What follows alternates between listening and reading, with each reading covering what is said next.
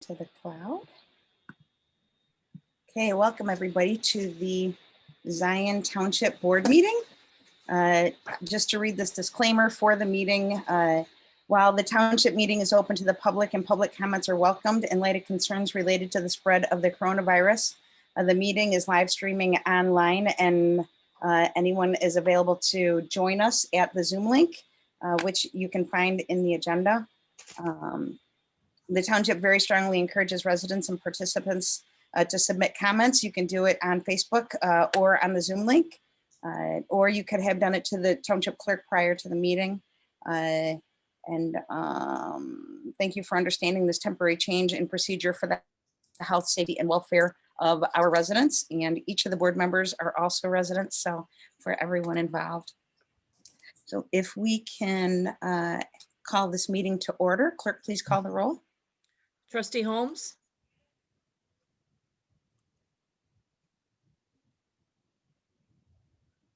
I think, is she not here? Not sure. Come back to her. Maybe.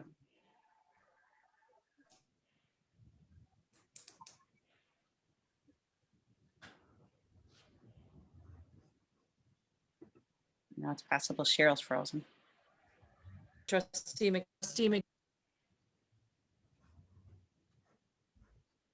Oh, wait. Jackie's messing with her mute, so hopefully her sound will work. Trustee Fisher? Here. Trustee Frierson? Here. Trustee McDowell? Here. Trustee Holmes? Chairman Neal?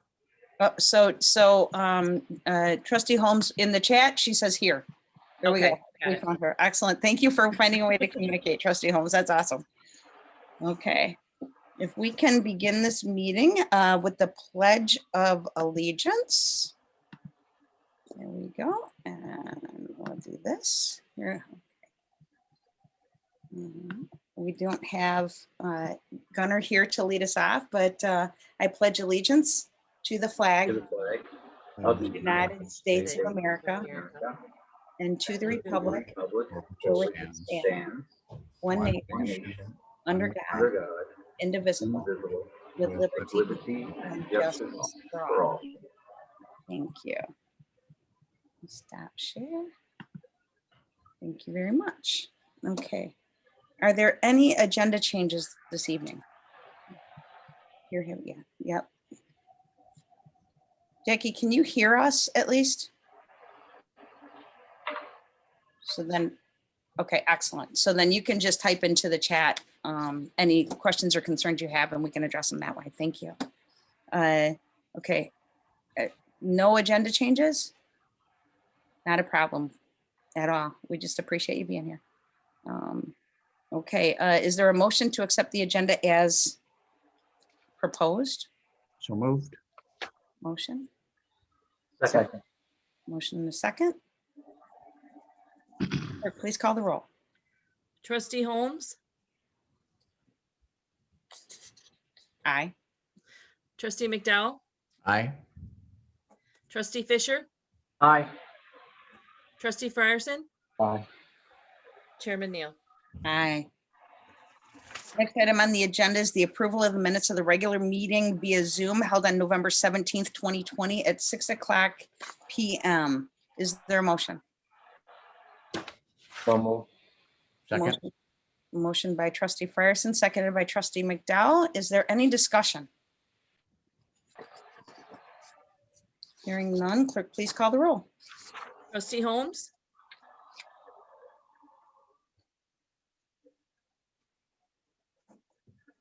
I think that's aye. Oh, there we go. Trustee McDowell? Aye. Trustee Fisher? Aye. Trustee Frierson? Aye. Chairman Neal? Aye.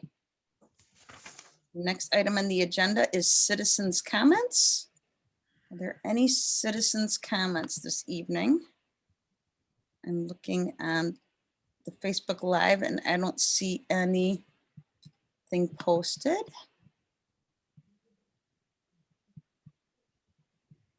Okay. Hearing none, we will move on to authorizing bills for payment. Trustee Fisher. Thank you.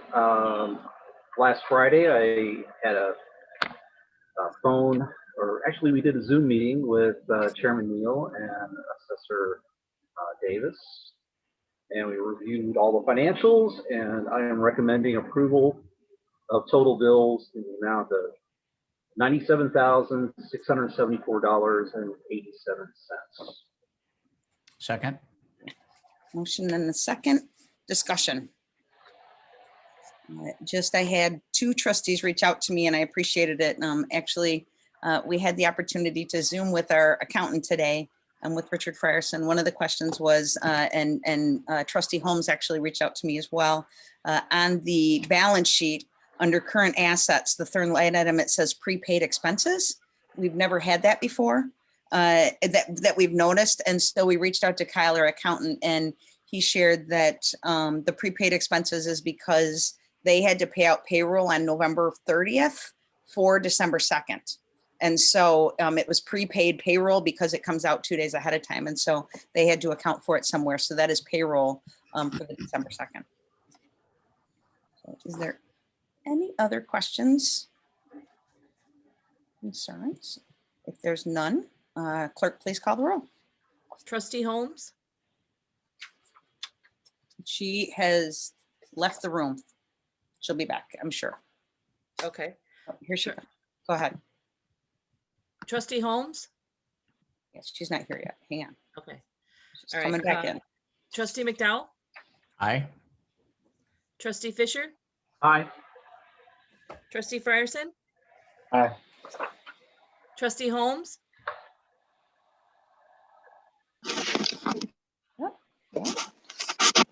Okay, I'm gonna take the call from my phone.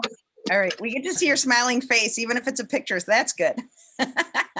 It's from my phone now. I don't know what's going on with my computer. That's okay. We appreciate that.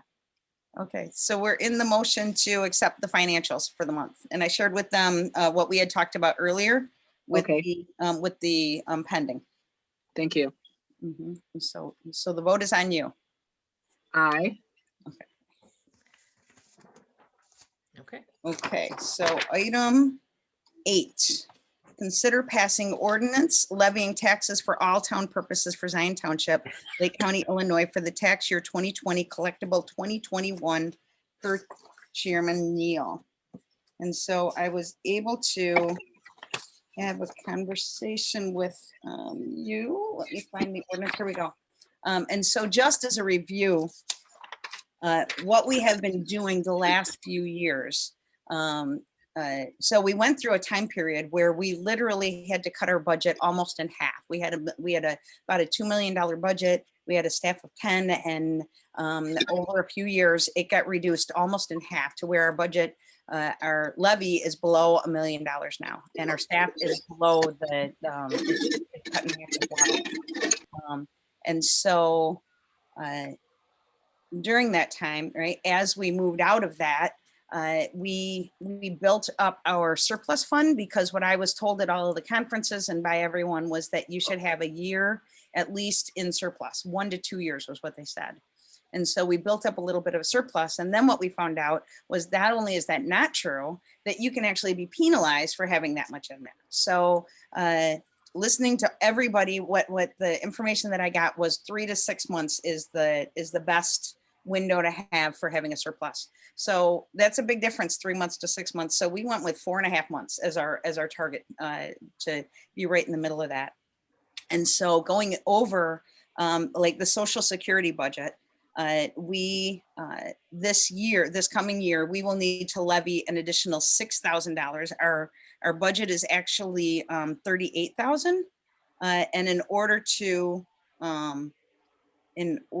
to put our levy right at the amount of having $14,250 as our goal surplus, we will have to levy $36,000 this year versus the $30,000 that we did last year. With the IMRF fund, we had been levying $5,000 for the last several years to bring that fund down. We are going to have to raise that to $24,000 this year for a $40,000 budget. So we're still using up the rest of the surplus. And just as a forewarning, next year, we're going to have to levy the entire 40,000. Now, most government agencies, they levy for their expenses for the year. And so we have been doing under that for a number of years in order to bring down the surplus. So for this year, we would be going up in Social Security 6,000, and we would be going up in IMRF. What am I saying here? To 24,000. So that would be an additional 16,000. Then we move into town fund and general assistance. And under general assistance, we have been levying at 250,000 when our budget is about 325,000. So we have been using the surplus up over the years. So this year we are going to have to raise that levy 45,000. So instead of levying the 250,000 we've been doing flat for the last number of years, we have to levy 295,000. But in the town fund, we still have a little bit under a year's surplus. So we are going to lower that levy. We were levying 645,000. We are going to bring that down to 600,000. So overall, we will be increasing our levy by $25,000 over the entire fund, which ends up being 0.06, I think 0.068%. So not even a point, not even 1%. So that is what we are recommending for the levy for this year. I'm really proud. The increase was about 2.3%.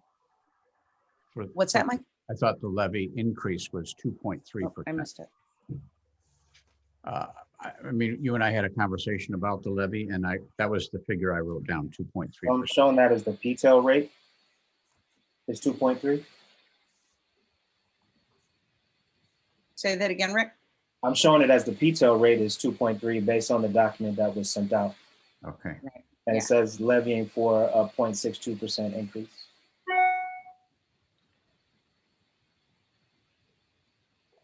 Well, that would be different than the P-tail, wouldn't it? Yes.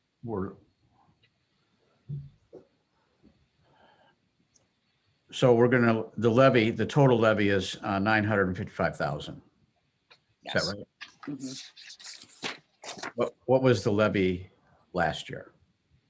930,000. Yeah. Well, anyway, it's an increase. Yes, it is that. Yes, it is an increase by 25,000. Granted, it has been a decrease for a number of years that we have held steady when nobody on this earth was holding steady. Yeah. And we did that on purpose so that we could be in integrity with our balance, with our carryover. So, but yeah. Okay. Are there any questions about is there a motion to approve the levy? I'll make a motion to approve the levy in the amount of $955,000. Is there a second? Second. Second by Trustee Frierson. Discussion. Trustee McDowell. Well, I really do appreciate the way that finances are managed in the township, and I think you do a great job, Sherry, you and your staff, in using the funds that are available. I just made a commitment to my constituency not to increase the levy. And I know that this is just a very minor increase. And there probably would be ways of cutting the budget, which would have been my preference. And because we are going to increase it, I'm going to have to vote no on this one. Not that I think that anything is being mismanaged or that, I mean, we don't have a lot of funds to work with, and you do a great job with the funds that we have. But I did make that commitment, and I'm going to keep with it. And I absolutely respect that. Thank you for sharing that. Are there any other comments? Okay. Clerk, please call the roll. Trustee Holmes, Aye. Trustee McDowell, No? Trustee Fisher, Aye. Trustee Frierson, Aye. Chairman Neal. Aye. Item 9, consider approval of purchase of new heating unit in the assessor's office per Assessor Davis. Floor is yours, ma'am. Hello. So we had the wonderful experience of coming to work about 2 weeks now. And the heating unit completely stopped working in our office. And so we had contracting company come out and check it out. And what he did was just swap out our unit or parts of our unit with another, I guess, older unit that wasn't being used. And because we are housed in City Hall, he went on to let the business manager know that it really needed to either be replaced or repaired. And so in discussing it with David Nabel, we decided that it would make more sense for it to be repaired. With that, the City Hall is asking that we pay half of the cost and they will incur the other half of the cost. We do not pay rent there. We don't have any other expenses of that nature as our office is there. So I thought that it was, only appropriate for us to agree to pay our half for the replacement of it. And then we'll definitely make sure that we're warm the rest of the year, but that we have a working unit. And the way, from my understanding, the way that it's set up, our unit, even though, we're part of City Hall, that was from the way the building was made. It was built and it was connected, I think, with the back half of the building that's no longer, functional. So it was almost like it was a separate wing. And that's why we have our own unit in that area, separate from the other part of City Hall. So that unit actually worked for the entire space, the fire department upstairs and the township downstairs in that wing? Whatever was back there. I'm not sure what was back there, but yes. That's Yeah, interesting. I had a discussion with Administrator Nabel about this, and yeah, that's correct. Essentially, it's the heating unit that supplies the assessor's offices and also the old crew offices in the other section of the building. Mhm. So it's exceeded its lifespan, and it really needs to be replaced. Otherwise, it's just going to be an ongoing maintenance nightmare. Right. And I don't know what the city's intending on doing with that space, but it's the whole upper fire station space and the lower township space that we ran Zion Township and the crew substance abuse program out of on that other side. So I know that Mayor McKinney has had some discussions, possibly bringing in somebody to occupy that space, but I don't know how far those have progressed. yeah. I know that it was mandatory that we move out because it was a health risk being in that space. So there will definitely need to be some things that Mitigation. Yeah, just when that happens. So, but thank you, Chris, for getting backup information on that as well. So, so we looked at the budget, and there's a couple of places that we can allocate the funds from. Obviously, she will be over in those line items, but we believe that she will be, that there's a chance that we still will be under the 10% based on what we appropriated for the funds.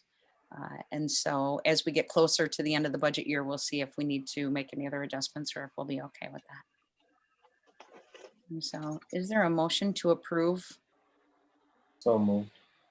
Motion by Richard. Is there a second? Second. Second by Chris. Any further discussion? Assessor Davis, you had mentioned to repair, but this is actually going to be a replacement. Is that right? That's correct. Okay. It made And more- then Oh, sorry. are we splitting 10,000 or are we splitting 20? We're splitting 10,000. Got it. Okay. Fair enough.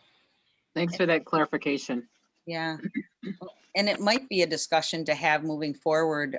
So we used to, the assessor's office used to pay rent, and it was one of the things that the city did when we were in dire straits and just trying to stay afloat with our income being cut in half. And so now that we're a little bit, more balanced out, there might be an opportunity to go back and revisit that conversation, because it doesn't make sense to to not, give the city something for using up, that significant amount of space over at City Hall. So, Chris, if you want to, further consider that for the next budget. I don't know if you want to open the door to handing money over to us. Okay. I don't know Well- if that's a good idea. Well, but it ended up being the opposite, right? I mean, that you guys saved us. The city saved the township by canceling that out. And we had originally always had a rental agreement. And so, yeah, it's not about handing money over. It's about being responsible and ethical to the people that were utilizing their space. So It might be a conversation worth having in the future, but I think the current situation is satisfactory for the moment. I think we're Yeah. okay. right. Okay, cool. All right, excellent.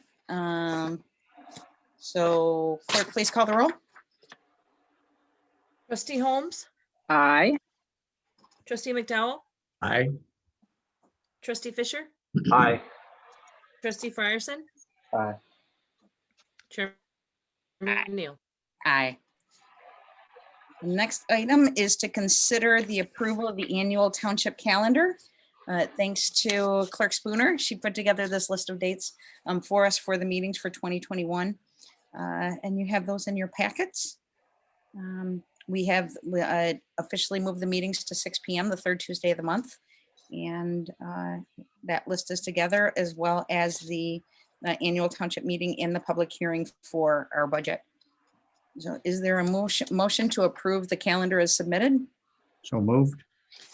By trustee McDowell. Is there a second? Second. Clerk, please call the roll. Trustee Holmes, Aye. trustee McDowell, Aye. trustee Fisher, Aye. trustee Frierson, Aye. Chairman Neal. Aye. Item 11, assessors report. Okay. So we are sending out a welcome letter to our new homeowner residents, which includes information about exemptions and also how to contact us and what the township offers.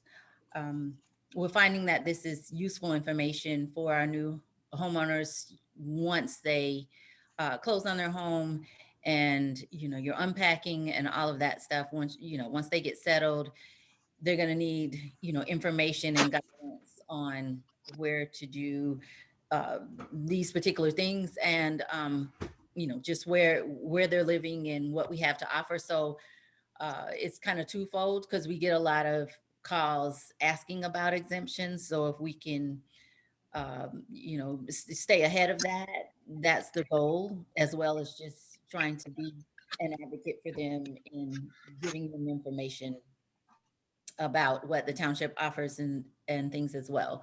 So that's our reasoning for doing that. And we usually send them out when we get our sales information from the county.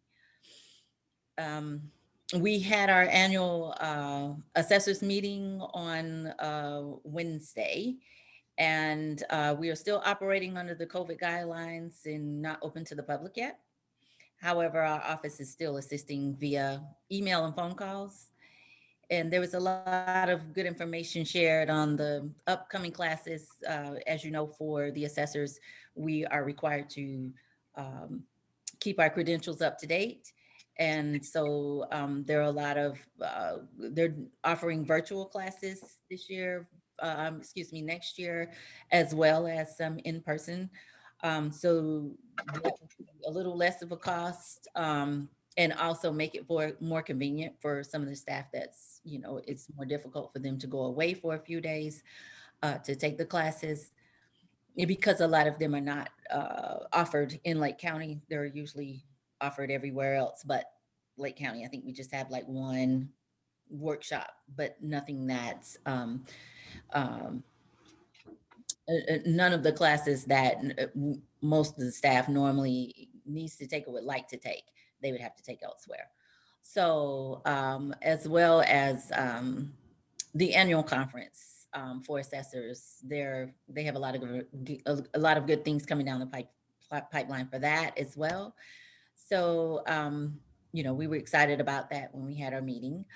The senior exemptions will not roll over. They automatically rolled over this year due to COVID, but they will not be rolling over automatically. So we are putting, so the normal process will resume going forward. So we are putting a process in place because we know that there are some seniors that might not be computer savvy, that need help completing the exemption process. Everything is online now. So we will have that information posted soon so that when that time comes around, they will, we'll be able to assist anyone that needs help. We are working through some IT challenges as we continue to upgrade our systems. Some of our systems are not fully connecting with the county system. So we're working through that. As you guys know, we've told you that we have been making a lot of upgrades to have a lot more of a paperless environment, automated systems, so systems in place. So just wanted to, let you guys know, be patient with that. It has become a cost factor as we're working to make sure that, everything is going to be working properly. We are also starting a new project to update the photos of all homes in Zion. And I think I shared this with you guys before. This is going to be an ongoing project that we are looking to have completed on or before the quadrennial year. We are in the process of purchasing transferable magnets for our vehicles so that it will identify us when we're out in the field along with our ID badges. Like I said, this is taking a deep dive into making sure that we have the most accurate and recent data for all of our properties. I had a couple of my staff members go out today to just kind of do a trial run of how we would like to, move in that process going forward. And as I said, we haven't gotten our magnets yet. So unfortunately, fortunately, the citizens are paying attention. Unfortunately, my staff members got pulled over by the Zion police. So they just told us to make sure that we give them a call when we're going out and, with our magnets and the badges, they can let any citizen that is curious or that calls, they can let them know that it's us and we're perfectly harmless. But we found that to be kind of funny that I'm having the meeting today and we experienced that, but it was a good experience and a good trial run so it's going to be a smooth process, in a nutshell, after going through it, to see how it worked. So, hopefully we'll be able to get it done much sooner than later, but with the way the weather is, we're going to take our time. Like I said, it's going to be an ongoing process. Oh, we already talked about the heating unit. So yeah, the cost to replace it is $10,000 and we would split that cost with the city. So it'd be $5,000 on our side to replace it. And then the last item that I had, I think is an agenda item. It was in reference to the old car that we have. So we can save that for when we get to that agenda item. Is it on the agenda? I don't think, No, I asked for it to be added. I don't remember that one being added. I Well, know it was the heating unit, but I didn't remember anything about the, Oh, okay. Well, Maybe, and- I'm sorry, you're right. The heating, Are we gonna have to wait to do that as surplus property? That Yes. was the question. That's what I thought. at the annual meeting, yes. so we did decide that that's what we're gonna do with the and Yeah. okay. Just we wanted, approved at the annual meeting, and then at the next meeting, we will vote to have it gotten rid of and the way that we'll do that. okay, Cool. that's it. Thanks, guys. That's enough. Are there any questions or comments? Just thank you, Assessor Davis. I think you've been doing a phenomenal job for the short time that you've been here, and I can really start to see the changes. So thank you. Thank you. Yeah, I just want to echo that. I mean, just some of the harder questions that she's asking, right? And that she's willing to have with the attorney and some of the other people.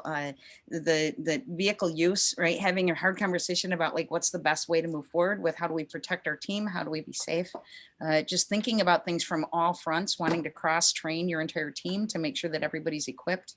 And then she brought in some really good ideas on evaluation. So I think it was 2 years ago that we established the evaluation practice, and she's got some great ideas to enhance that, as well as going through the employee handbook. And we're going to be moving forward going through that. So I'm really excited to have a partner that has a business background to be able to go through with that eye to look over things and fine tune things as we go. So That's great. I want to echo those comments as well. Thank you so much. Yep. Thank you. Way to go. Thank you. Any other questions or comments? Okay, and so on to the next item, supervisors report and announcements. Just a few things that are going on. So this last month, we had 53 screenings completed with residents, referring them to the appropriate programs. We submitted 11 completed CHIRP applications, with 4 more in process with the grant we received from Lake County for funds to assist residents. And then we had 10 applications that were approved, totaling $17,680. Other services provided to residents included disaster relief program, approving 3 applications. 7 applications were submitted to Mother's Trust Foundation. 7 benefit access applications were processed, and 2 families were approved for emergency assistance. And we currently have 15 general assistance participants. Just to share with you the COVID funding that we got through the county, through the federal government. I was hoping that it would be unlimited, as many residents as needed it. We would be able to access that much funds. That has not been the case. They cut it off at 110,000. We are at that max. We have helped that many residents with that funding. And so now any Zion residents that need assistance still with, it's with rental assistance, through December 31st, they can help with up to 6 months rent. They are referring them, they're asking individuals to call funding available for that. So I was a little disappointed. I was Can you hoping repeat that? what's that? You froze for a moment. Can you repeat that last? Yeah, so any individuals that are still looking for assistance with rent due to a financial burden because of COVID, they've lost their job or whatever, they are to call 211. And they will be directed to the agencies that still have funding. Now through the end of this week, if anybody does that from Zion, if you call 211 and you get redirected, we're asking that you also send us an email, because then we can on the backside make sure that you get connected and that it just doesn't end up in a pile, because the funding is done December 31st. And so we had one call today where they didn't know which way to go with it, and they got involved with another agency and they never heard back, and they were a little bit frustrated. So my staff is willing to do backdoor connections to make sure that any Zion resident does not fall through the cracks between now and then. So we've got that going on, but my team they're exhausted. I mean, they're so exhausted teaching everybody how to do virtual applications and sending in their paperwork and doing all of those things. It has been a huge stretch for them, and they pivoted and they did amazing with being willing to train people that the frustration level goes up really high. They're already stressed because they're in the situation, and then to try and teach them something new, a lot of people they just get frazzled, and they handled it incredibly. So huge kudos to my entire team for doing that work. And just a couple of things. I'm just going to take a minute to brag about them, because I overheard Adriana, my main caseworker, talking to Amy Onan, our part-time case manager.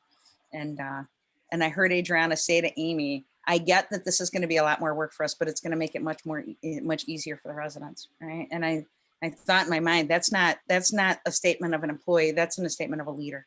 And so that they were willing to do that. And then we were crunched because it was meeting with the people, getting all of the forms, doing all the work. And then there's a huge database through Service Point that is really complicated and takes a ton of time. And we were trying to figure out how to scramble with that. And Sandra Usher raised her hand and said, I can do it. And I'm like, you already have more than full time. You're already, working over hours. And she was like, don't tell me I can't do more. And so she took up that slack and did just a phenomenal job of making sure that all the I's were dotted and all the T's were crossed. So and Grace Gamboa with like managing all of the calls coming in, with redirecting to everybody that's doing that. I had asked permission for anybody that did not use up all of their vacation time, because we were busy making sure these funds got allocated, that we could instead allow them to cash out vacation time at the end of the year. And so they're cashing out. Everybody except for me is off, I believe, beginning Monday through January 3rd. I will be in the office. I will be manning the phones. So I would appreciate prayers and working from that facet to get us through the holidays. But we will not be dispersing any more financial assistance through the end of the year. So anybody that needs financial assistance or direction, please call by Friday and we will get that going. And then from there, I'll be working with 211 to help us redirect to other funds that people are in crisis for. And then on top of that, just to share with everybody, we went through the process I shared with you and got your feedback on the hiring of a community outreach liaison. We all know that we have had an increased number of homeless individuals in our community. And it's not just a like stop over and meet them and see what we can do for them. It's ongoing relationship building to try and one, get them to partner with PADS to work with them, and then to try and do some other resources. And we already had a resident in the community that does that voluntarily and has done more than that. Or she's sat with seniors that were on their deathbed and connected them with their families and done other things. So I'm really excited to welcome Kim Whiteside. It will be a very part-time position. It will be on call as needed to be able to help with that. So we will be connecting her with the police department and Trustee Holmes with your department, Bob Serrano and the team, so that when there's a situation, we have a separate cell phone and business cards to be able to reach her. And she's just really good at helping to build trust with people and having the time to find them. It's her passion to go out and find where they're putting up their tents and doing that to be able to work with them. So we've checked with our insurance. We've got everything worked out with that too. So that's great. Kim is great. Yeah, she's a Spitfire, right? So she's good working with all types of demographics. So thank you for that. And then ZB Quarterly went out. Another shout out to Sandra Usher. She pushed through that, being the coordinator for that work, and that will be coming out, or that came out the first week of December. Hopefully everybody got it. She was especially excited because she put in a thing to be able to do the survey and send it in, and people are actually sending it in to get more feedback. Because some people, we assume that they could just go online, but there's a lot of people that don't have online. So they were, cutting it out and filling it out and sending it in. This week is ELF Network. I just want to, Mike McDowell and his entire team at Christ Community Church stepping up with ELF Network, packing the toys on Saturday morning in the blistering, wonderful weather, and having them delivered to CCC this morning. All of the food items were delivered, and Kathy is by far the most incredible elf that CCC could ever have, and she has everything organized and working well. She's also doing a huge project at the high school, so she's using her gifts and talents to spread joy in both. But we're going to be doing those distributions tomorrow and Thursday. So if any of you come across a family, we think we're going to have a couple extras. So if any of you come across a family that could still use to be blessed, please, you can just send me a text message with their information and we can reach out to them specifically. Okay, going through it. And then just to share, we also closed, we had a scare, I had a scare. I spent 10 days at home waiting for the results, came back negative. Then our administrative assistant and her entire family came down with COVID. And then our case manager, her family, and then I had another scare. So we closed the office. I put everybody back at home. It's way too close. It's too crazy. And everybody's coming in one day a week to be able to just make sure that if there's somebody that needs to come and pick something up or do anything like that, that we're able to do that. And so we're functioning pretty well that way. And I think that's it. We're closed December 24th and 25th, and then the 31st and January 1st for the holiday. And just one other quick thing to share, and it'll be going onto the Township Facebook page at some point. The clerk's office, I actually had an interview with our Lake County Clerk, Robin O'Connor, just to hear more about the local races and what goes on and what all offices were available and what you have to do in order to do that. And so I just want to give her a shout out for taking an evening out of her time to share with our community that information. And then I did another one that I was really proud of, but I couldn't get it to stream on Facebook. So we're going to put it into a video and post that. But it was with the 6 civic organizations in our community. And each one shared a little bit about who they are and what they do and how you join and how much it costs and why you would want to join their group. And I actually, from the video, I also have the transcript from it. So we're going to put together a little thing so that there's information on each of those civic groups, and we'll probably have that on the Zion Together website when we get that up. So we're really excited about that, because the civic groups, I mean, we see day to day, but the civic groups are doing amazing things in our community that we don't even realize. So they've got lots more room for more people to join them. So that is all that I have. Are there any questions, concerns, comments? Speaking of, Sherry, I did want to add that the Coalition for Healthy Communities is partnering with Rosalind Franklin for influenza vaccines. Yep. So there was a round that was done today, and then the next one is Thursday from 3 to 5 p.m. So that's Thursday, December 17th. You can call the Park District to schedule. Call and scheduling is preferable. Limited walk-ins are allowed. It's completely free, and it'll be at Herman Park Community Center, which is at 2700 29th Street. Excellent. Thank you. Well, and on top of that, just to tag along with that, we're also still going to be doing the community spelling bee. So if there's any groups that want to participate in the spelling bee, the price is $150 instead of $300. And we would love to have your team. It's all going to be virtual and safe. So we have Deb Will from the Zion Benton High School that has all the rules and regs and knows how to run that. So we're looking forward to that. And just a couple other things now that you bring that up, we have COVID testing. 7-Eleven is actually the sponsor of it. And Latrice from Rising Stars, she's the one that connected me with it. But we have got COVID testing going on every single day from 8 until 5 in the parking lot of our senior center at 27th and MS. I've been tested twice there, and it worked out really well. Good to know. Day with, what's that? Did somebody have a question? No. Monday through I said Friday? good. So I had, oh, yes, yeah. So I believe it's every day. Even the weekends? Yeah, that's what they said. So yeah, it's something to confirm. I can check the flyer. But just to, we are working really hard on our weekly email to post any information so that everybody has that. And ironically, I had a conversation with Jessica Pensack from the Zion School District 6, and we have a huge disconnect with a lot of Latino families. And so she did not know about the COVID testing and was thrilled to death to know that we had that. And so we connected her with Britt, and we are going to make the weekly email English and Spanish so that residents can hear that. And she's going to be sharing that with the families at District 6. So it's a whole new project we're going to work on trying to make that. And so it's our goal to have everything. If you notice our the ZB Quarterly, a number of those articles are in English and in Spanish to try and incorporate being inclusive with the whole community. So really proud of that. So anything else to come before the board? Hearing none, is there a motion to adjourn? So moved. Second. Second by Trustee Frierson. Further discussion, clerk, please call the roll. Trustee Holmes? Aye. Trustee McDowell? Aye.